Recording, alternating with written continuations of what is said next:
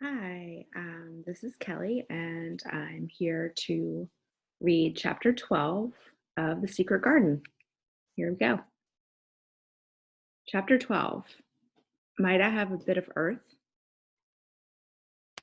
Mary ran so fast that she was rather out of breath when she reached her room.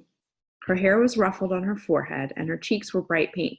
Her dinner was waiting on the table, and Martha was waiting near it. That's a bit late, she said. Where has the bin? I've seen Dickon, said Mary. I've seen Dickon. I knew he'd come, said Martha exultantly. How does the like him? I think I think he's beautiful, said Mary in a determined voice. Martha looked rather taken aback, but she looked pleased too. Well, she said, he's the best lad as ever was born, but us never thought he was handsome. His nose turns up too much. I like it to turn up, said Mary. And his eyes is so round, said Martha, a trifle doubtful, though they're a nice color. I like 'em round, said Mary, and they're exactly the color of the sky over the moor. Mother said he made 'em that color with always looking up at the birds and the clouds. But he's got a big mouth, hasn't he now? I love his big mouth, said Mary obstinately. I wish mine were just like it. Martha chuckled delightedly. It'd look rare and funny in that bit of a face, she said. But I knowed it would be that way when they saw him. How did they like the seeds and the garden tools? How did you know he brought them? Said Mary. I never thought of him not bringing 'em. He'd be sure to bring 'em if they was in Yorkshire. He's such a trusty lad. Mary was afraid that she might begin to ask difficult questions, but she did not. She was very much interested in the seeds and gardening tools, and there was only one moment when Mary was frightened. This is when she began to ask where the flowers were to be planted. Who did they ask about it? She inquired. I haven't asked anybody yet, said Mary, hesitating. Well, I wouldn't ask the head gardener. He's too grand, Mr. Roach is. I've never seen him, said Mary. I've only seen under gardeners and Ben Weatherstaff. If I was you, I'd ask Ben Weatherstaff, advised Martha. He's not half as bad as he looks, for all he's so crabbed. Mr. Craven lets him do whatever he likes because he was here when Mrs. Craven was alive, and he used to make her laugh. She liked him. Perhaps he'd find you a corner somewhere out of the way. If it was out of the way and no one wanted it, no one could mind my having it, would they? Mary said anxiously. There wouldn't be no reason, answered Martha. You wouldn't do no harm. Mary ate her dinner as quickly as she could, and when she rose up from the garden, she was going to run to her room and put her hat on again. But Martha stopped her. I've got something to tell you, she said, and I thought I'd let you eat your dinner first. Mr. Craven came back this morning, and I think he wants to see you. Mary turned quite pale. Oh, she said, why? Why? He didn't want to see me when I came. I heard Pitcher said he didn't. Well, explained Martha, Mrs. Medlock said it's because of Mother. She was walking to Thwaite Village and she met him. She never spoke to him before, but Mr. Craven has been to our cottage 2 or 3 times. He'd forgot, but Mother hadn't, and she made bold to stop him. I don't know what she said to him about you, but she said something as put him in the mind to see you before he goes away again, tomorrow. Oh, cried Mary, is he going away tomorrow? I'm so glad. He's going for a long time. He mayn't come back till autumn or winter. He's going to travel in foreign places. He's always doing it. Oh, I'm so glad, said Mary thankfully. If he did not come back until winter or even autumn, there would be time to watch the secret garden come alive. Even if he found out and took it away from her, she would have that much at least. When do you think he will want to see? She didn't finish the sentence because the door opened and Mrs. Medlock walked in. She had on her best black dress and cap, and her collar was fastened with a large brooch with a picture of a man's face on it. It was a colored photograph of Mr. Medlock, who had died years ago, and she always wore it when she was dressed up. She looked nervous and excited. Your hair's rough, she said quickly. Go and brush it, Martha. Help her slip on her best dress. Mr. Craven sent me to bring her to him in his study. All the pink left Mary's cheeks. Her heart began to thump, and she felt herself changing into a stiff, plain, silent child again. She did not even answer Mrs. Medlock, but turned and walked into her bedroom, followed by Martha. She said nothing while her dress was changed and her hair brushed, and after she was quite tidy, she followed Mrs. Medlock down the corridors in silence. What was there for her to say? She was obliged to go and see Mr. Craven, and he would not like her, and she would not like him. She knew what he would think of her. She was taken to a part of the house she had not been into before. At last, Mrs. Medlock knocked at a door, and when someone said, "Come in," they entered the room together.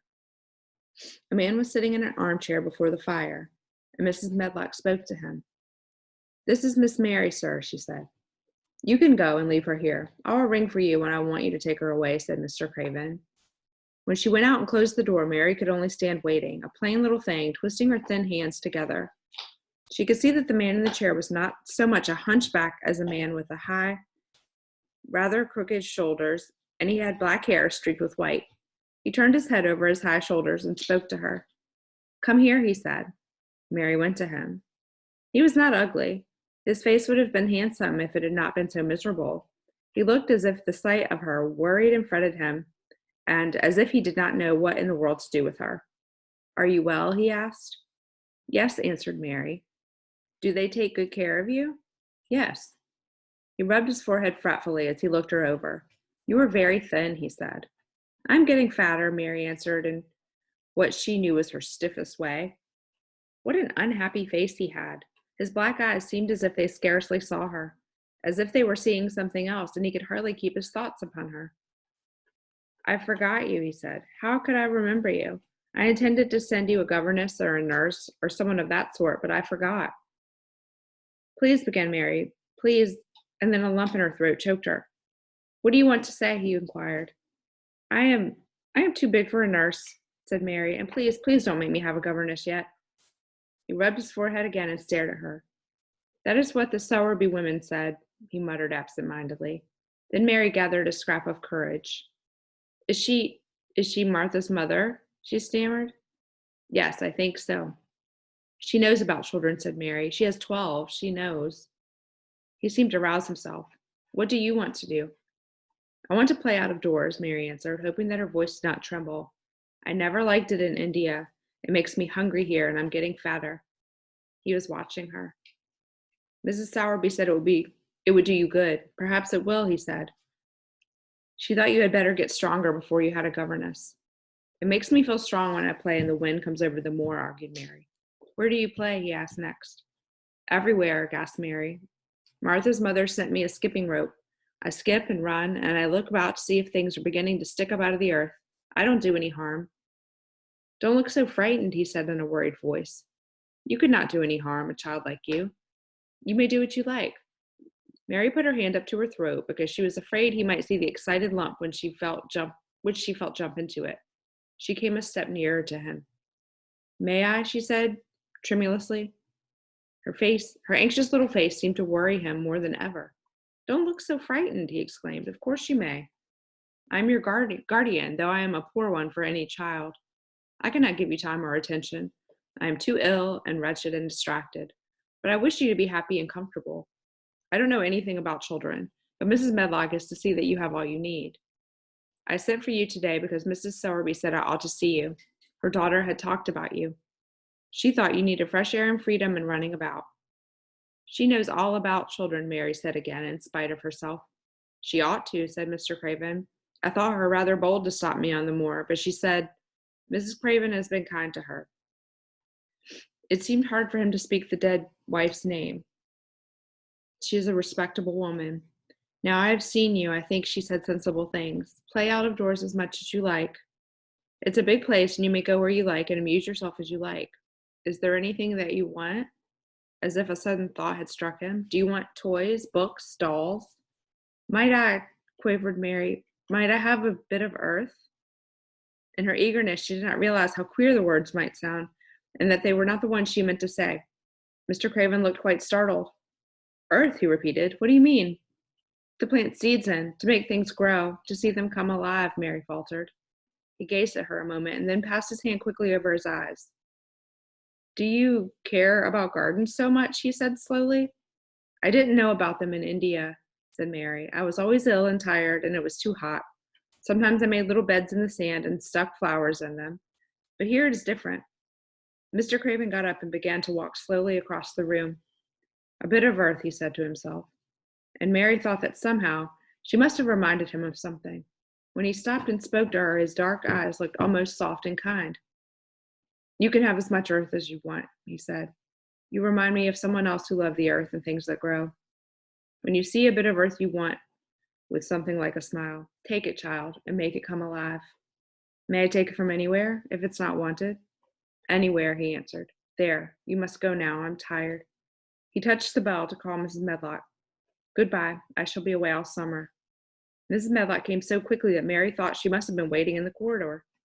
Mr. Craven said to her, now that I have seen the child, I understand what Mrs. Sowerby meant. She must be less delicate before she begins lessons. Give her simple, healthy food. Let her run in the garden. Don't look after her too much. She needs liberty and fresh air and romping about. Mrs. Sowerby is to come and see her now and then, and she may sometimes go to the cottage. Mrs. Medlock looked pleased. She was relieved to hear that she need not look after Mary too much. She had felt her a tiresome charge, and had indeed seen as little of her as she dared. In addition to this, she was fond of Martha's mother. Thank you, sir, she said. Susan Sowerby and me went to school together, and she's as sensible and good-hearted a woman as you'd find in a day's walk. I'd never had any children myself, and she's had 12, and there was never a healthier or better one. Miss Mary can get no harm from them. I'd always take Susan Sowerby's advice about children myself. She's what you might call healthy-minded, if you understand me.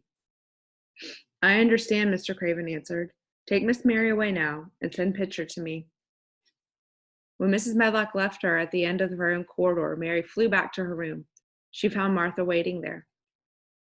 Martha had, in fact, hurried back after she removed the dinner service. I can have my garden, cried Mary. I may have it where I like. I'm not going to have a governess for a long time. Your mother is coming to see me, and I may go to your cottage. He says a little girl like me could not do any harm, and I may do what I like, anywhere. Yes, said Martha delightedly. That was nice of him, wasn't it? Martha, said Mary solemnly, he is really a nice man. Only his face is so miserable, and his forehead is all drawn together.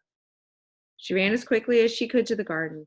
She had been away so much longer than she thought she should, and she knew Dickon would have set out early on his 5-mile walk.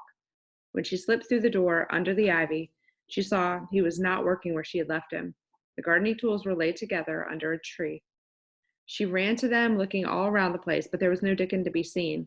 He had gone away, and the secret garden was empty, except for the robin who had just flown across the wall and sat on a standard rose bush, watching her. He's gone, she said woefully. Oh, was he only a wood fairy? Something fastened to the standard rose bush caught her eye. It was a piece of paper. In fact, it was a piece of the letter she had printed for Martha to send to Dickon. It was fastened on the bush with a long thorn, and in a minute she knew Dickon had left it for her there. There were some roughly printed letters on it and sort of a picture. At first she could not tell what it was. Then she saw it was meant for a nest with a bird sitting on it. Underneath were the printed letters, and they said, I will come back.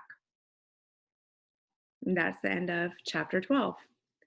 So we'll resume next time with chapter 13. Have a good night.